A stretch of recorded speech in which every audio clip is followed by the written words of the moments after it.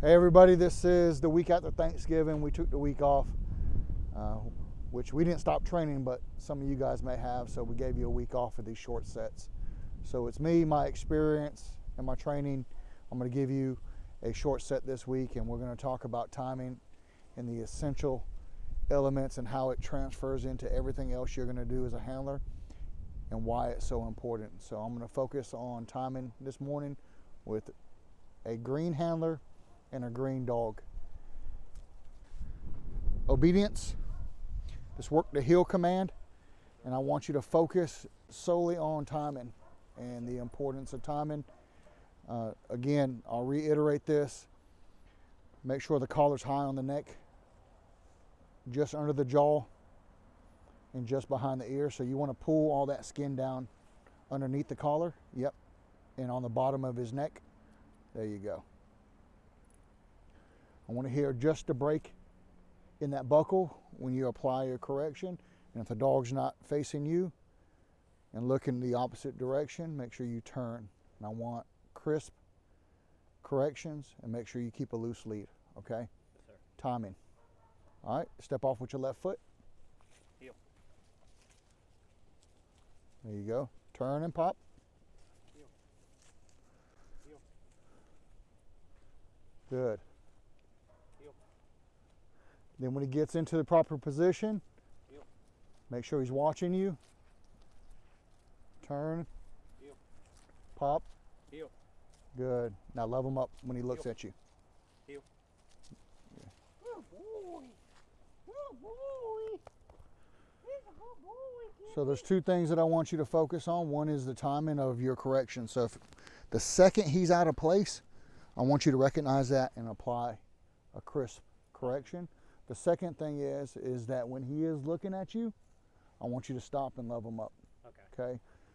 Timing, and this is why we do this to start with every single handler, is because timing is going to carry you through your entire career.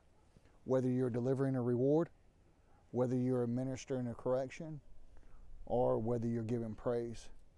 We want to recognize the behaviors that key us to him being out of position or about to commit a bad behavior per se, so that we can give a correction. I always say that if we deliver a correction as the dog is processing the bad behavior, we're much better off. So we want our timing to be that much quicker. In the same sense, the moment that that dog is doing or performing the correct action, we want to reward that. We will gradually increase the duration of time, but really what I want you focusing on is recognizing that specific behavior, either good or bad, and then giving a well-timed correction or praise.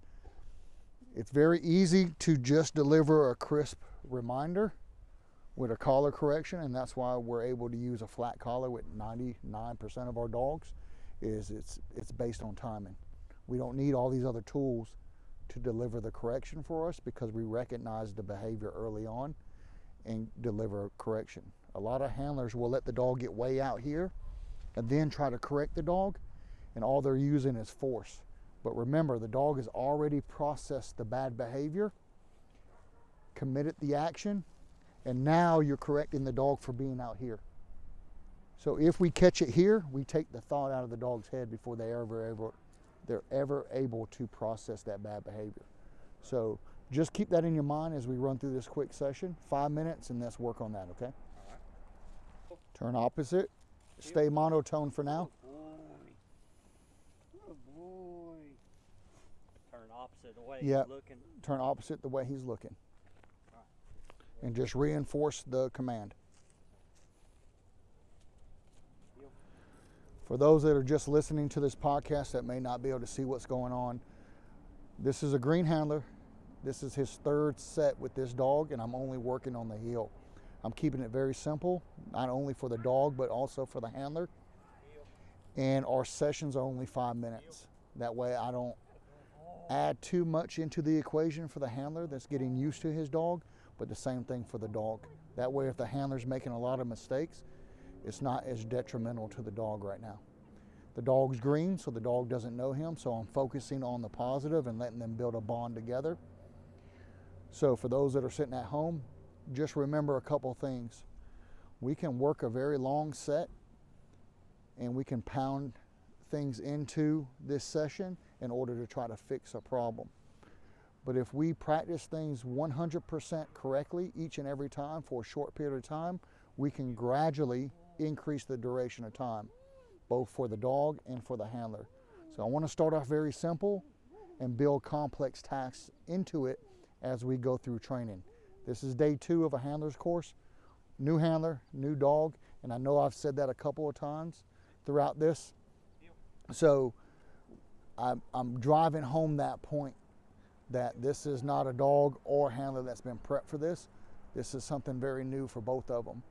So you can do the same thing in your sessions, and if you think about this in any discipline that you're working, keep it short, very precise, work on timing of both corrections and rewards. Not the force of them. Just